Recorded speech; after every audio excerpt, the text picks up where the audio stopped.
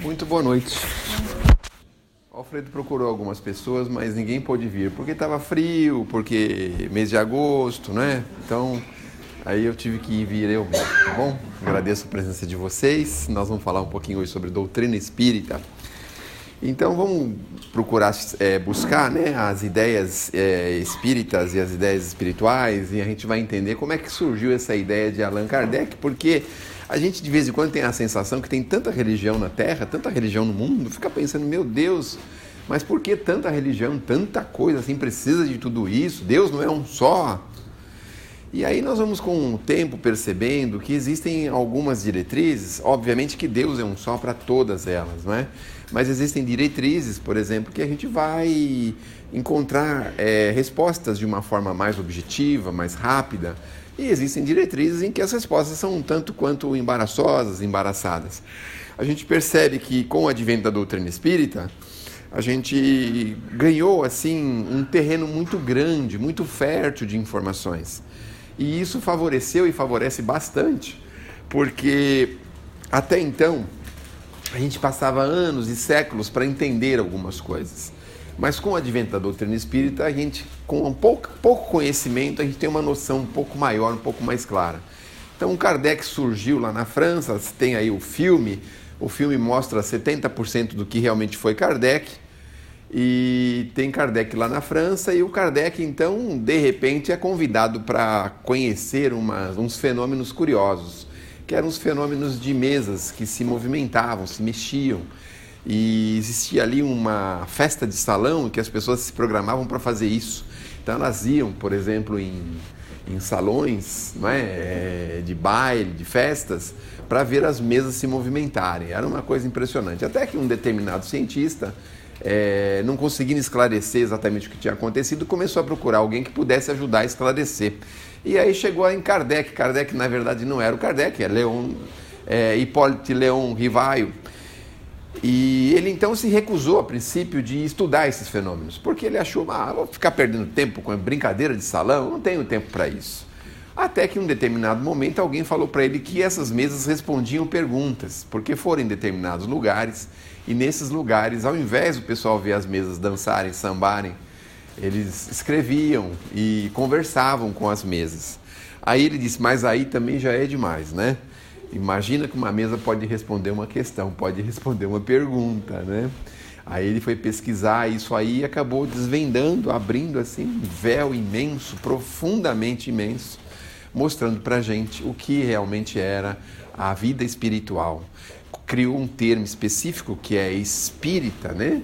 O espírita, na verdade, foi um termo criado por Kardec, espiritismo. E com isso, o Kardec começou a mostrar para a humanidade o que é esse mundo espiritual. É todo um mundo ao nosso redor. É uma coisa assim que a gente nunca poderia imaginar se não houvesse essa informação mediúnica e esse trabalho profundamente científico realizado por Kardec. Então, aí começou-se a mostrar, não é, que na verdade nós não estamos aqui pela primeira vez, começou-se a mostrar que nós estamos sujeitos a determinadas leis, que as leis do Criador são absolutamente perfeitas, e aí começou a mostrar uma série de coisas, aí começou a se inteirar de pessoas que passaram para o outro lado da vida, começou a questionar pessoas que estavam do outro lado, até pessoas conhecidas dele, que foram contemporâneas dele, começou a questionar crianças que estavam do outro lado da vida. Tinham crianças que tinham casos específicos, não é?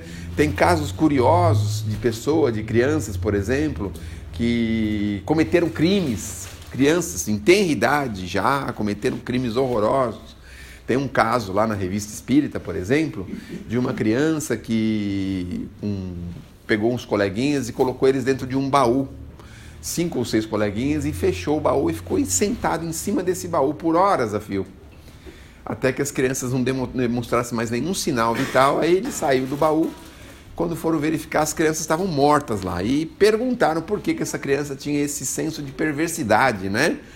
E aí os espíritos explicaram que existem espíritos extraviados na Terra. Aí a gente começa a entender, veja, começa a entender esses espíritos infelizes que passam aí, esses tais serial killer, essas pessoas que têm uma vida bastante estranha, bastante complicada, não é? Da onde são esses espíritos? Por que eles estão na Terra? Então nós descobrimos também com Kardec que esses espíritos estão extraviados na Terra, mas existe uma permissão divina, porque na verdade o ser humano tem que criar uma ojeriza do mal. Com o tempo nós vamos criando uma ojeriza do mal. E isso é um processo lento e gradual, não é um processo que se acontece assim de uma hora para outra. Eu tenho percebido, por exemplo, em alguns ramos do nosso dia a dia, na política, por exemplo, quanto mais se fala de corrupção, mais a gente vai criando uma ojeriza. É um negócio assim que a gente quer isso cada vez mais distante da gente. Muito embora muitos de nós, muitas vezes, viva, né, até a sombra de algum tipo de corrupção, mas vai criando uma ojeriza na gente de um jeito que a gente vai dando um pé para trás, até que a gente chegue à conclusão de que realmente isso não é bom para ninguém. Então, o mal existe justamente por isso, que é para a gente aprender de que aquilo não é o caminho, não é a diretriz, não é uma coisa favorável para nós, não é? Bom, aí o Kardec desvendou um monte de outras coisas aí, desvendou, por exemplo, processos de cura que haviam num cemitério lá na França. Então, a França é o palco aí da liberdade, igualdade, fraternidade, que também foi o palco aí um pouco do respingo socialista da União Soviética. A França teve lá alguns métodos científicos curiosos. Nós temos lá o Freud, temos outras pessoas que chegaram pela França, que era o país mais luminoso do mundo, a nível de ciência naquele tempo, né? Era o país mais científico do mundo, no tempo que o Brasil era a maior potência do mundo, né? Então, vocês sabiam que o Brasil chegou a ser a maior potência do mundo? Sabiam disso, financeira? Tinha um crescimento estrondoso, assim, mais do que o Japão, por exemplo, né? Mas isso é no tempo do Dom Pedro II, faz bastante tempo. Agora já estamos, se nós aprendemos a andar devagar, né? É melhor andar devagar, né? Mas enfim. Aí na França, palco de tudo isso, está lá o Kardec. Aí o Kardec aparece lá e começa a desvendar todos esses mistérios. Então nós temos lá, por exemplo, curas que eram realizadas num cemitério. O Kardec fica curioso porque houve lá um decreto de alguém e fecharam o cemitério e proibiram que houvesse ali alguma coisa, porque eles faziam essas curas num túmulo de um senhor famoso lá na cidade. Então chamaram esse espírito, Kardec chamou esse espírito, evocou, ele foi lá, se dispôs a conversar e disse que na verdade ele não tinha nada a ver com aquilo era um trabalho feito por espíritos infelizes que estavam com uma ideia de dominar a cidade. Então existiam às vezes cidades que eram dominadas por nuvens de espíritos infelizes. Não sei se vocês têm notícias disso, não é? Aqui no Brasil também tem cidades que são dominadas por nuvens de espíritos também, né? Não posso nem falar onde que é. Eu sei que é no Planalto Central, mas eu não sei basicamente aonde que é, né? Mas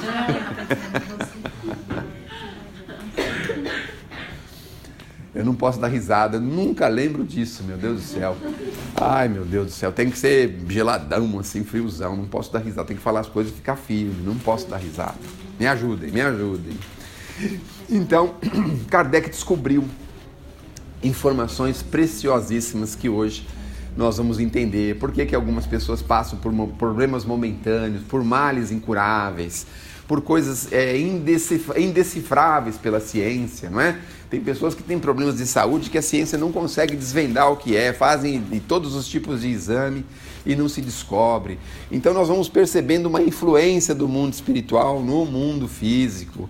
A gente vai percebendo que ao nosso redor nós não estamos sozinhos, que nós temos uma nuvem de companheiros espirituais ao nosso redor, que nós estamos sendo observados a cada ato, a cada momento, a cada coisa que nós fazemos. E com Kardec nós fomos, de uma certa forma, abrindo um pouquinho os olhos para uma situação um pouquinho diferente do que a gente vivia. Quer dizer, a gente ainda vive hoje meio que mergulhado num sono medianamente profundo. Então a gente discute alguns assuntos, mas de uma forma muito superficial. Quando fala-se de religião, as pessoas já se assustam, já se afastam.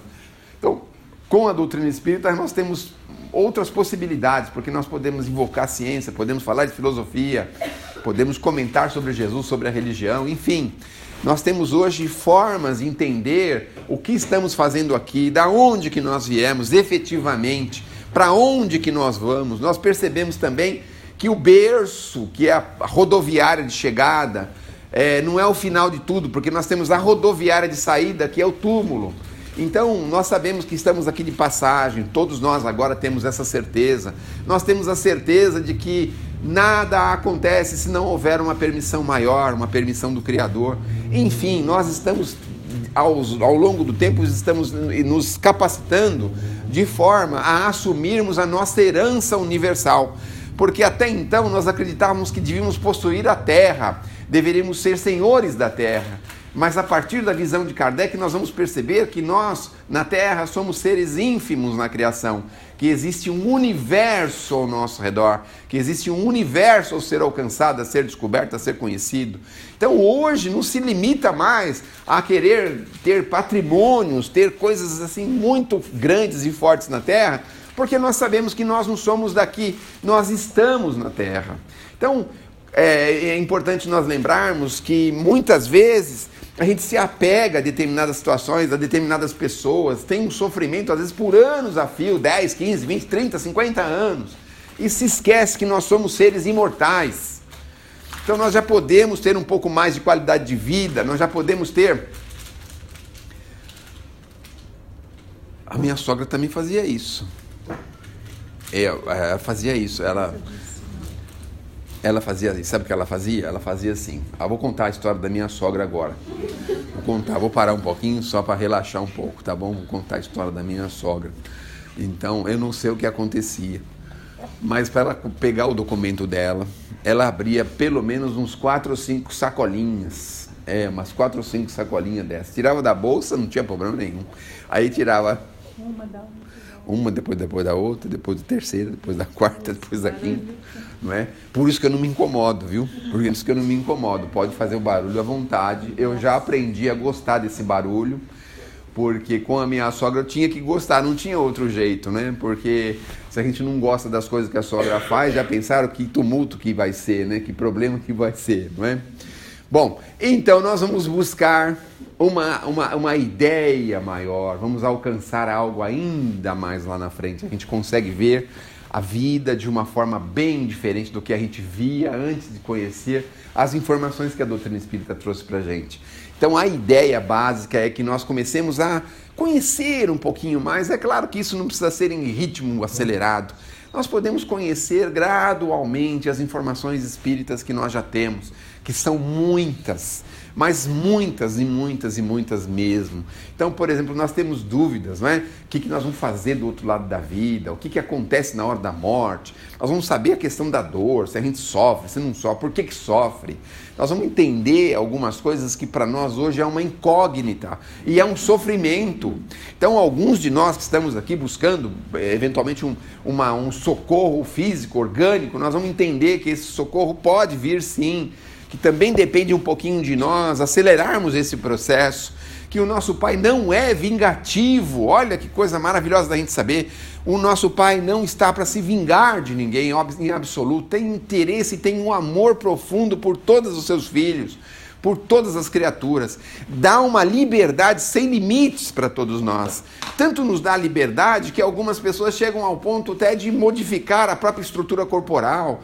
Nos dá liberdade que algumas pessoas são capazes de fazer atrocidades muitas vezes, e até em seu nome.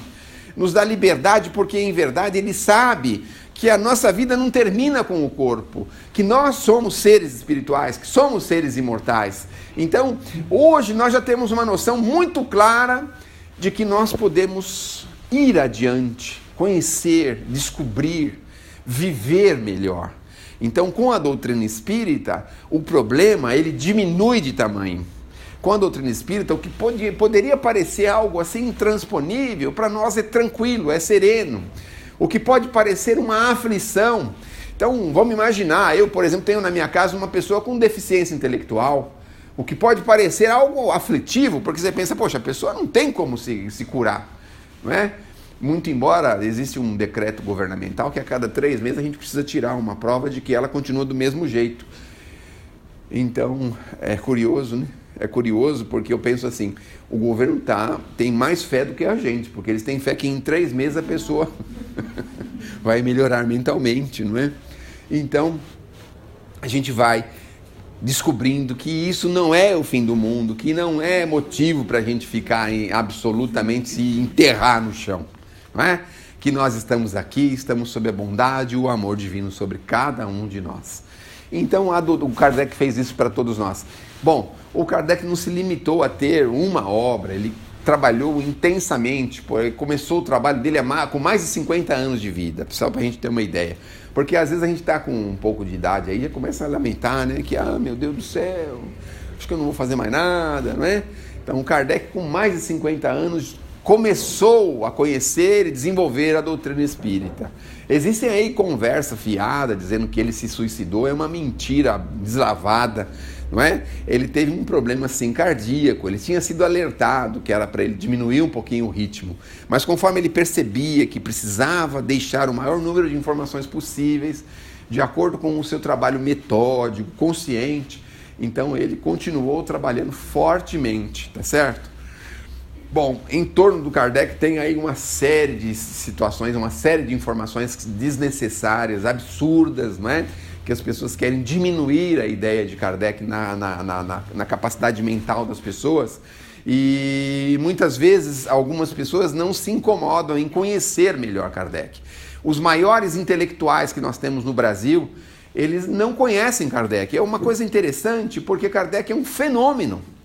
Ele criou alguma coisa que fez que fez um paralelo com a religião católica. Então eu fico pensando, o que esses intelectuais, por que eles não estudam, não conhecem Kardec?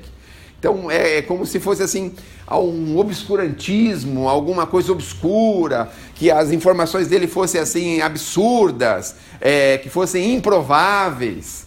Mas aí nós tivemos depois a figura de Chico Xavier, que veio revalidar e veio mostrar para a gente que Kardec tem o seu valor e veio complementar a obra de Kardec. Então tem aí mais de 400 obras, talvez umas 200 obras, que trazem informações preciosíssimas sobre a vida espiritual, sobre comportamento, sobre modificação de comportamento, conselhos espirituais, porque a gente às vezes fica agastado de pedir um conselho para um companheiro nosso, um irmão nosso, ser humano, né?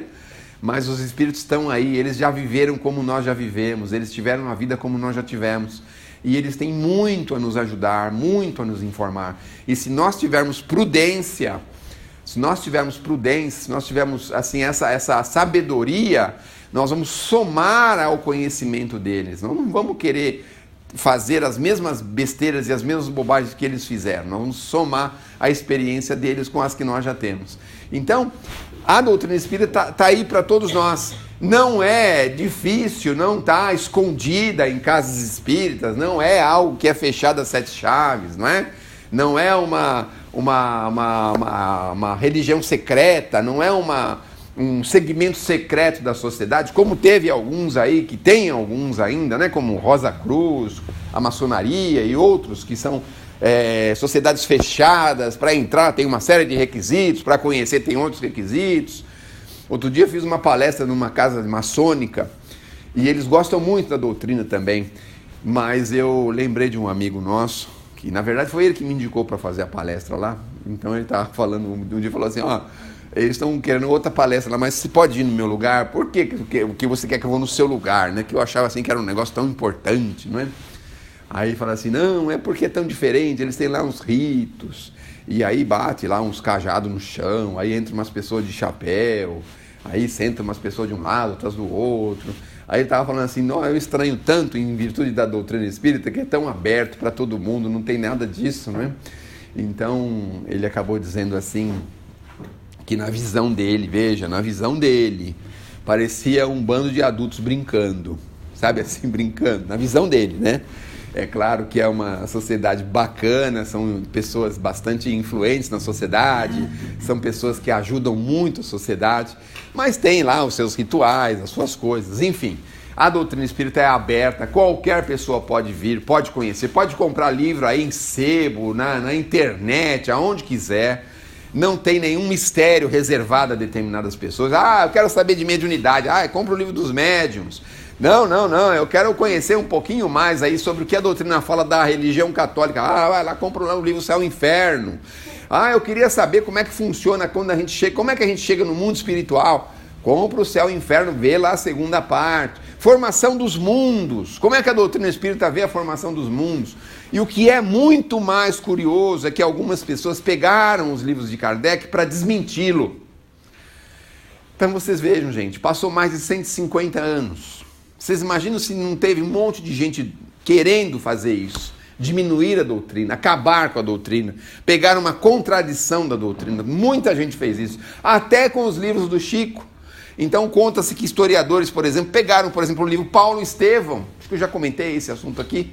Então pegaram esse livro Paulo Estevão para dizer o seguinte, vamos ver as besteiras que esse espírito escreveu, ou que esse mulatinho mineiro escreveu, não é? E aí pegaram o livro Paulo Estevão e tentaram diminuí-lo.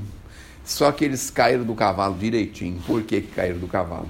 Caíram do cavalo porque a pessoa que se dispôs a fazer isso, ela não conseguiu achar absolutamente nada. E o pior, não é? Ela acabou se tornando espírita. Porque ela não achou nada, né? Então é assim, as pessoas têm medo da doutrina por causa disso, né? Porque com a ideia de desmerecer, as pessoas têm medo de se sentir influenciado e de acabar mergulhando dentro dela, não é? Então isso é uma coisa interessante, porque é por causa de uma lógica e de uma bondade, de um amor. A doutrina espírita mostra isso pra gente, que nós precisamos aprender a amarmos mais uns aos outros. As casas espíritas, vejam, elas prestam serviços à sociedade.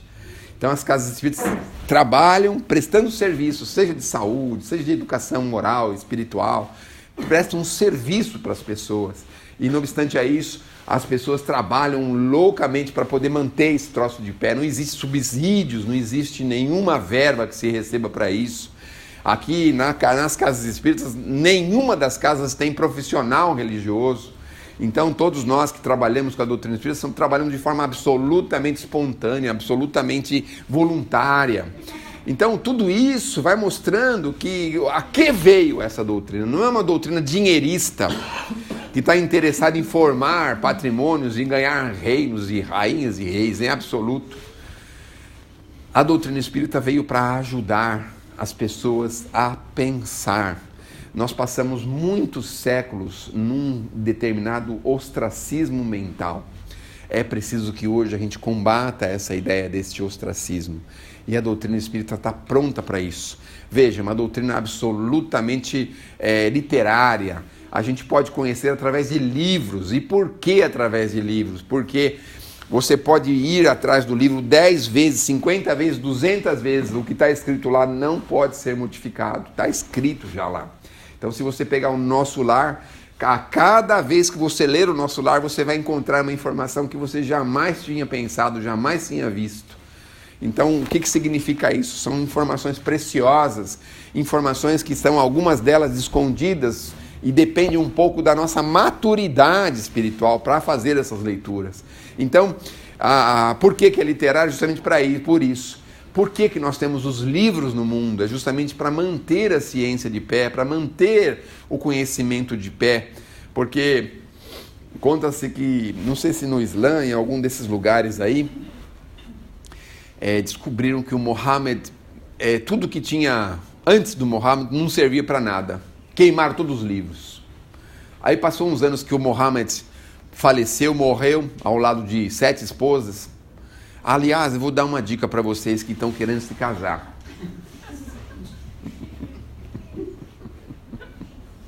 Vamos relaxar um pouco, né? Senão o assunto fica muito pesado, né? Então é assim, se querem se casar, pensem direitinho, porque se você arrumar, por exemplo, um iraniano não pode namorar, ele tem que conhecer e casar, não tem jeito, viu? Quem quiser tiver pressa, é só ir pro Irã, porque lá olhou... Já casou, tá certo? Tá com pressa? Vai pro Irã, que lá pode casar assim de um dia pro outro, uma semana para outra. É tranquilo, não pode namorar, certo? Então não dá para você namorar 2 iranianos, não dá, isso é crime capital. É crime capital, não pode fazer isso. Mas também tem um detalhe, né? Se você quiser separar, você vai lá e faz uma carta e separa, também é fácil, né? Ficou uma semana, não gostou, separa. Então... Ficamos 2 anos, mas a gente achou que não devia, então vai lá e separa, tá tudo bem, tudo certo. Mas cuidado, não olha para outro iraniano, porque se olhar tem que casar. Então, se tá com muita pressa de casar, eu sugiro isso, faça um esforço, compre uma passagem, certo? E vai se casar lá no Irã, tá certo? Porque quando eles vêm para cá, eles se contaminam, aí não tem jeito, aí fica tudo igual, né? Não tem que ir para lá, tá certo? Tem que ir para lá.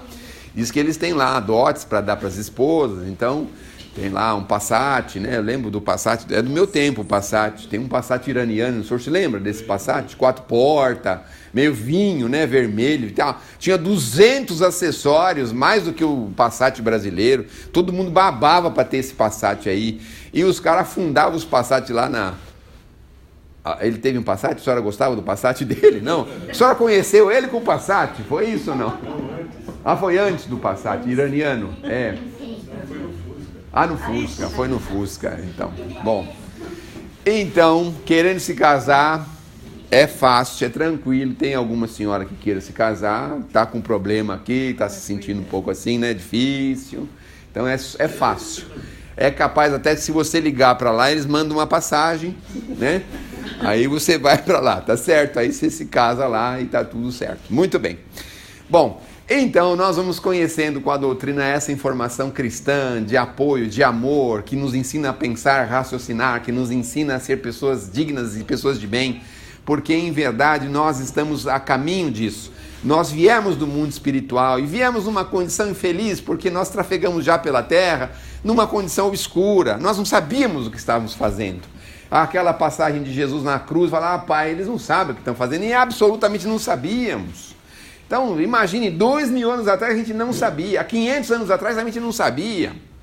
Então, hoje, muita gente não sabia, tem gente até preso porque não sabia de nada.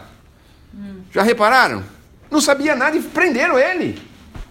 Então, nós vamos devagarzinho nós vamos entendendo que nós podemos conhecer quem nós somos, por que estamos na Terra. Já se perguntaram isso? O que eu estou fazendo aqui? Por que eu moro nesse bairro do Ipiranga, Sacomã? Por que eu moro aqui? Porque aqui só mora nobreza, né? Vocês sabem disso, né? Só mora nobreza. Os plebeus moram assim, tipo na Casa Verde... Tudo na Zona Norte, os plebeus moram tudo para lá, né? Passando a ponte pro lado de lá. Os que moram da ponte pro lado de cá, aí é tudo nobreza. Então, queria saber por que nós somos nobres, moramos em Ipiranga, não é mesmo? Por que a gente está com essa família? Por que é nosso pai, a nossa mãe? Por que eu casei com esse camarada? Por que eu separei desse camarada, dessa senhora? Então nós vamos entendendo por que eu tive esse filho. Já se perguntaram assim? Meu Deus, esse veio de encomenda, porque é um amor muito puro que a gente tem por ele, não é mesmo? Veio de encomenda? Veio. Então, a gente faz lá um telégrafo lá para o mundo espiritual, faz lá um código Morse, né? Então, dá 2 sinalzinhos para cá, 3 para lá, 5 para cá, e eles vão formando quem é que vai vir para ficar com a gente. Então, a gente vai informando para eles como é que a gente pode receber alguém aqui. A gente vai percebendo que nós estamos reencontrando. Olha que legal. Então a doutrina espírita é a única capaz de mostrar as simpatias que nós temos uns pelos outros e também as antipatias, não é? Então que nós já nos encontramos antes, estamos só nos relendo, reconectando, por assim dizer, não é uma linguagem bonita, moderna, que eu detesto falar, reconectar, conectar. Ai, meu Deus do céu, não sei por que eu falo isso. Querem ver outra palavra que eu também não gosto? Vocês querem ouvir, não? Alguém vai ficar revoltado, hein? Quando alguém fala assim pra mim, gratidão, eu falo, pelo amor de Deus, não me fala isso. Eu não sei porquê, eu acho que eu tenho um problema com isso. Eu acho que na outra encarnação eu não aceitava de jeito nenhum isso, né? Mas por que você não fala muito obrigado? Não é? Por que você não fala isso, meu Deus do céu? Você fica inventando. A senhora fala. Eu nem podia revelar isso. É uma forma de linguagem, né? É uma forma de linguagem. Eu tô tentando construir isso no meu coração, porque tudo é uma forma de linguagem, né? Que a gente vai aprendendo ao longo do tempo, né? Vai aprendendo assim, né? Então é esse negócio de conectar-se, gratidão, é cada termo que eles vão arrumando. Então, de vez em quando, a gente se estranha com esses termos, né? Mas, enfim, todo mundo é livre para falar o que quiser, tá certo? E também é livre para escutar o que não quer, né? Porque quem fala o que quer, escuta o que não quer, tá certo? Se alguém quiser xingar, também pode xingar, não tem problema. Então, nós vamos devagarzinho entendendo o que estamos fazendo, para que estamos aqui. Nós estamos aqui num processo de evolução. Muito embora, até então, o que acontece com a gente? A gente dá passos muito estreitos, muito curtos para o caminho desta evolução. E com a doutrina espírita nós podemos dar passos mais largos, indo em direção a essa evolução. Porque agora a gente sabe o que pode nos ajudar a dar esses passos. E o que é que pode nos ajudar a dar esses passos? É simples, é uma fórmula deixada por Jesus há 2000 anos atrás, do amarmos uns aos outros. E o amor significa a gente fazer tudo o que for possível pelo ser amado. Então, quando a gente fala que ama o nosso semelhante, nós não podemos simplesmente falar que ama, nós temos que estar à disposição para fazer tudo o que for possível para favorecê-lo, para ajudá-lo, para engrandecê-lo. É como mais ou menos a gente faz com os nossos filhos, por exemplo, que a gente tem um amor muito grande por eles, nós somos capazes de muita coisa por eles. Saímos às vezes de madrugada para comprar alguma coisa que eles precisam, fazemos algum sacrifício para que eles se alegrem, se contentem. Nós, sei lá, a gente vai até andar de bicicleta no Ibirapuera junto com eles, né? Só para deixar eles um pouquinho contentes, não é mesmo? Quem tem 6 comedores de arroz e feijão, assim, cada semana tinha uma exigência. Eu ficava pensando, meu Deus do céu, como é duro. Não, é duro ser pai, viu, gente? É muito difícil. Na próxima encarnação, não sei, eu acho que eu vou pedir para não ser pai ou, sei lá, alguma outra coisa, porque ser mãe é difícil, né? Diz que mãe é pior ainda, né? Mãe é pior ainda, Diz que mãe é pior ainda. É que mãe é assim, e fala assim, o que tem para comer, mãe? Bom, tem frango, tem bife e tem carne de porco. Você não pode fritar um ovinho para mim? Mas não é cara de pau? Pensa bem, eu fico pensando isso lá na minha casa. Aí, claro, meu amor, vai lá e fritou, meu Deus do céu, vai estragar as outras coisas, dá para esse infeliz comer, caramba. Aí tem comida lá, quer comer comida fora, quer comprar hambúrguer, pizza, fala, ai meu Deus do céu, veio de encomenda, é óbvio, né? Mas aí imaginem, só imaginem, se eles chegassem com 15 anos na nossa casa, aí a cegonha tá passando, tá voando lá perto da nossa casa, pá, e solta o cara lá, pá, ele vem de paraquedas. Bom, você mora no 14º andar que nem eu, assim, aí ela mira bem, assim, para ele grudar na grade de fora, na tela de fora, assim, ele gruda na tela de fora, assim, e grita você lá, escuta, tem alguém aí? Aí você sai lá, meu Deus do céu, aí você corta a tela para ele poder entrar, ele entra, tira lá os negócios lá de voar lá, os paraquedas dele, as coisas dele, aí fala assim, tudo bem, olha, eu sou o fulano de tal, né, e eu vim aqui e vou ser filho de vocês. Puxa, a vida estava sendo esperado, graças a Deus, muito bem, muito obrigado. Mas eu trouxe aqui as minhas exigências. Aí eles tiram um pergaminho, assim, pergaminho, né, que é uma coisa assim, bastante, né, espiritual, né, pega um pergaminho, assim, desenrola o pergaminho, e aí... Bom, é o seguinte, eu gostaria de me chamar, sei lá, pega uma celebridade qualquer aí, sei lá, se é menina, eu gostaria de me chamar Anitta, sei lá. O outro que bom, eu gostaria de me chamar John Lennon. Não, eu gostaria de me chamar John Lennon é coisa velha. Eu gostaria de me chamar... Quem é um bonitão aí, novo? Fala aí. Ed Sheeran. Como é que chama? Ed Sheeran. Como é que é o nome? Ed Sheeran. Eu acho que você conhecia. Não, você conhece, eu não conheço. Não conheço? Meu Deus do céu. A gente, depois dos 50, a gente tem que começar a conhecer. Tem que começar a conhecer. Bom, aí ele escolhe o nome dele, certo? Aí você fala, tudo bem, não tem problema nenhum, tá certo. Bom, aí ele fala assim, bom, de sexta, sábado e domingo, eu não janto, só como lanche. Pode ser pizza, hambúrguer ou qualquer outro lanche semelhante. Na semana, as verduras que eu não gosto de comer, aí ele relaciona lá. Tem mais ou menos umas 15 ou 20 que ele não gosta de comer. Quer dizer, nenhuma, certo? As roupas que ele vai usar, ele vai marcar as roupas que ele vai querer usar. Eu andei investigando lá nos computadores lá de cima, ouvi falar que já inauguraram aí uma marca nova, assim, né? Então, já providencia para mim. Na verdade, eu uso 40, mas pode comprar 38, porque dá em mim, né? Aí já começa assim, né? Já vem com um certo peso e uma altura mais ou menos relativa, né? E já vem falar que ele não vai fazer nenhum tipo de exercício, que ele gosta muito de videogame e que ele, segundo as leis do nosso país, só vai poder trabalhar daqui a 1 ano ou talvez daqui a 6 anos.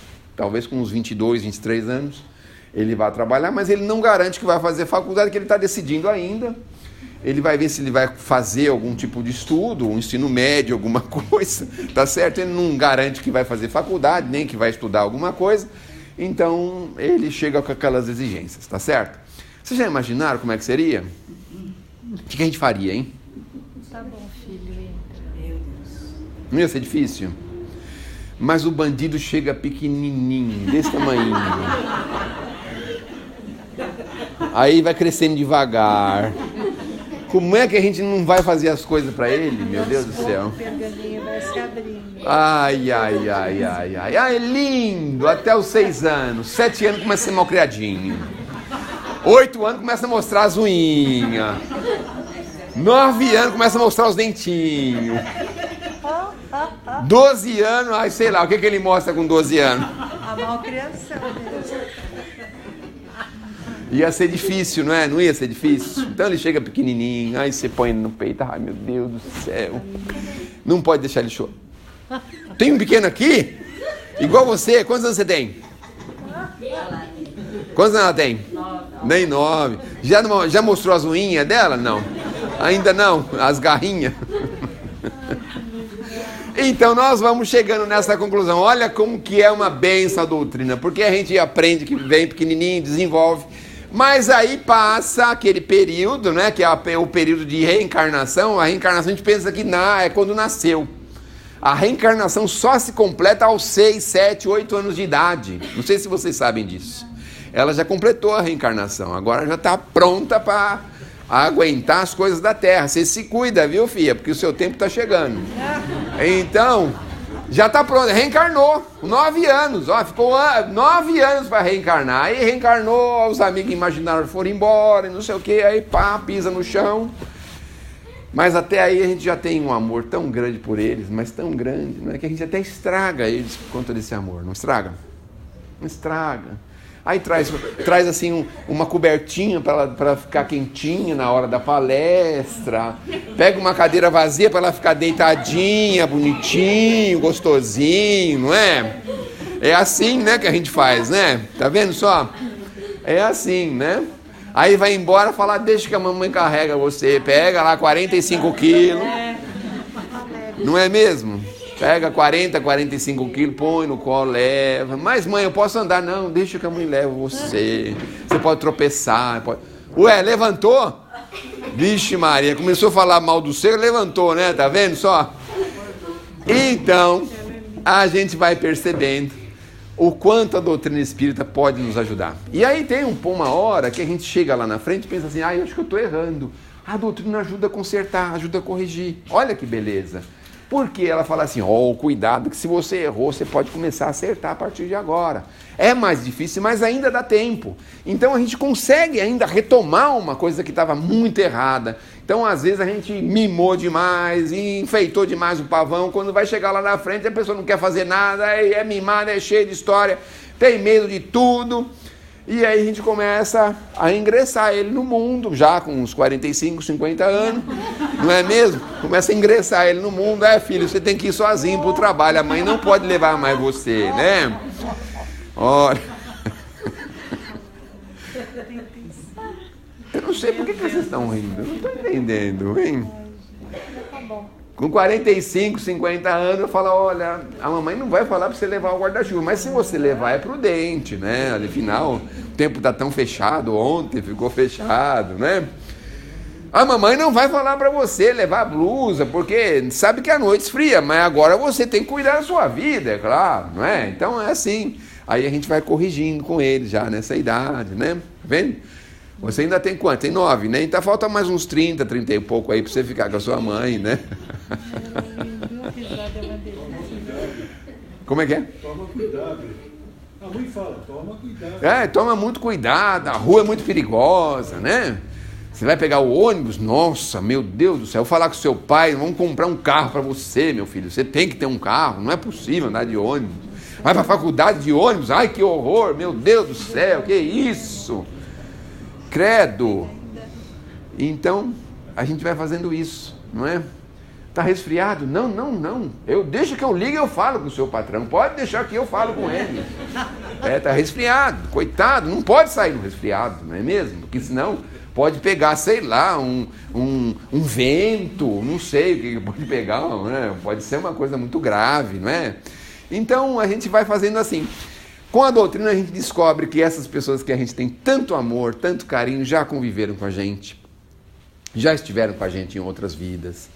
Os problemas de saúde que nós temos, nós sabemos que não é Deus que está espizinhando, cutucando a gente, criando problema para a gente. E, obviamente, nós plantamos, estamos colhendo.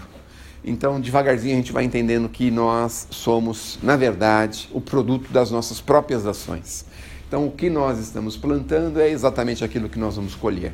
Então, com a doutrina, a gente vai, aos poucos, entendendo tudo isso. E a vida vai ficando para a gente mais leve, mais suave, porque a gente ficava pensando numa injustiça divina perante as coisas. A gente ficava acreditando, meu Deus, mas por que comigo? Mas por que aconteceu assim? Mas por que aconteceu assado? A gente fica naquele dilema, naquele problema terrível, que não tinha solução para a gente. Não dava para entender que era um capricho divino, dava a impressão que era um capricho divino. Por que a pessoa nasceu desse jeito? Por que esse companheiro, eu tenho 3, 4, 5, 6 filhos e todos diferentes, mas por que é assim? Cuido direitinho de cada um deles igualzinho, cada um faz uma coisa diferente do outro. Então a gente vai percebendo tudo isso. Com a doutrina a gente vai percebendo. Então ela dá pra gente uma lucidez, uma clareza sem igual, sem tamanho. E é por essa razão que o Kardec precisou ouvir, porque na verdade a gente desajustou um pouquinho os ensinos do Cristo ao longo de mais de 18 séculos, e nós precisamos ajustar os ensinos do Cristo de uma forma bem simples, bem natural. E foi isso que a doutrina se propôs a fazer, a reajustar os ensinos do Cristo de uma forma absolutamente simples e natural, como a doutrina cristã nasceu com Jesus. Então, a gente, com Jesus, né, nós vemos lá a humildade profunda de Jesus, a gente vê lá o trabalho de Jesus de amor com o semelhante, o trabalho da não violência de Jesus. Vejam, isso é uma coisa fortíssima. Apesar de ter sido julgado, preso, julgado, condenado, crucificado, a gente não vê, não percebe um esboço de reação em absoluto, não é? Tem alguns historiadores que dizem que no momento que Jesus estava crucificado, abriu-se um véu, uma fenda no céu, e aí o Cristo conversa intimamente com essa fenda, né, vamos dizer assim, porque em verdade o Cristo tinha e tem ao seu redor os trabalhadores, não é? Os espíritos superiores que estavam ali ajudando o Cristo. Então ele preferiu ir para este caminho, para essa direção, por conta da não violência, por conta de mostrar para todos nós a sua grandeza, mas não só isso, mostrar o sentimento de renúncia, o sentimento de amor pela humanidade, que vale a pena amar e que o amor é capaz de fazer verdadeiros milagres na nossa vida. Então a gente vê aí a figura do Cristo de uma forma bastante íntegra, bastante desenvolvida, e a gente vai percebendo que através do Cristo é que nós temos os caminhos que nós precisamos percorrer. Então, enquanto a doutrina cristã ficar circunscrita ao Ocidente, não é? Nós ainda vamos ter essas diferenças no Oriente, a gente ainda vai ter esses problemas. Muito embora os países lá tenham um desenvolvimento de filosofia muito grande, e esses países tenham um conhecimento sobre leis e sobre coisas assim muito, muito profundos, sem o entendimento do Cristo, a gente ainda vive numa obscuridade. Então você vê que, apesar de todo o conhecimento, a gente vê lá centenas de homens que se casam centenas de vezes, a gente vê mocinhas de tenra idade praticamente sendo obrigadas a se casar, porque eles não podem se conhecer, só podem se conhecer depois do casamento. E a gente vai vendo outras coisas, né? Outras atrocidades, outras coisas. Então tem aquela ideia de que se não seguir lá, aquela ideia que eles têm lá, você tem que exterminar o resto das pessoas porque não são dignas de permanecer na terra. Então tem essa ideia, né? Esse combate enorme, violento com os países do Ocidente, e a gente vê todas essas dificuldades justamente pela falta do entendimento cristão. Então é provável que o dia chegará que a autoridade máxima, não é, que nós temos, por exemplo, na Igreja Católica, tem um dia suficiente condição, poder e coragem, não é, para descer no avião em determinados países aí que são absolutamente, que matam os cristãos, não é? Ir lá e colocar os olhos do mundo para aquela situação, para aquelas pessoas, para mostrar para o mundo que, na verdade, nós não podemos fazer isso com ninguém, tá certo? Mas, enfim, voltando à nossa questão da doutrina espírita. Kardec, então, deixou as obras que é o Livro dos Espíritos, o Livro dos Médiuns, a Gênese, Céu e Inferno, e Espíritos, Médiuns, Gênese, Céu e Inferno e o Evangelho segundo o Espiritismo. São 5 obras básicas. Dentro dessas obras a gente vê cada uma delas num determinado segmento. O Evangelho segundo o Espiritismo são as informações morais do Cristo explicada pelos Espíritos. O Livro dos Médiuns é o maior tratado sobre mediunidade que já existiu na Terra. Então nós temos ali condensado, compactado informações sobre mediunidade, inclusive fórmulas de desenvolvimento mediúnico deixadas pelo próprio Kardec. Aí a gente vê na Gênese a formação dos mundos, as ideias sobre os milagres de Jesus, que obviamente tem aí uma grande participação de fenômenos absolutamente naturais. A gente vê no livro Céu e Inferno a ideia sobre céu, inferno, anjos, demônios, que é um entendimento espírita sobre esses segmentos da Igreja Católica. E a gente tem lá entrevistas com espíritos que passaram para o mundo espiritual e eles informam como que eles passaram para o outro lado da vida. Então lá eles dizem como que chegaram. Então nós temos pessoas muito importantes, temos pessoas que não têm importância, que foram por violência, que foram por mortes naturais, de todos os jeitos, não é? de acidentes. Então Kardec entrevista cada um deles para saber como que eles chegaram do outro lado da vida. Então nós temos essas obras que nós precisamos conhecer. Ainda que a gente não conheça, não é, de uma forma assim muito intensa, mas é importante nós termos essas obras para de vez em quando dar uma folhadinha, passar os olhos para a gente poder conhecer exatamente o que é a doutrina espírita, porque os expositores que aqui vêm não têm condição de explicar a doutrina espírita como se deve, como está escrito nos livros. Então essa é a nossa parte, a parte que nos cabe. O Livro dos Espíritos é perguntas e respostas, são 1019 perguntas e respostas, e tem perguntas sobre diversos assuntos, diversas coisas, né, que nós temos interesse. Então, por exemplo, sobre casamento, sobre legislação humana, sobre questões sociais, sobre cataclismas humanos, sobre desastres humanos, que acontecem naturais, né? Desastres naturais. Nós temos lá a invocação sobre o que é Deus, explicação lógica e óbvia do que é a figura do Criador. Enfim, tem informações muito preciosas, que é o resumo da doutrina espírita. O Livro dos Espíritos é o resumo da doutrina espírita, tá bom? A senhora vai chamar? Primeira chamada. Primeira chamada, 1, 2 e 3, branco, por favor. 1, 2, 3, branco. E 1, 2 e 2, rosa e 1 amarelo.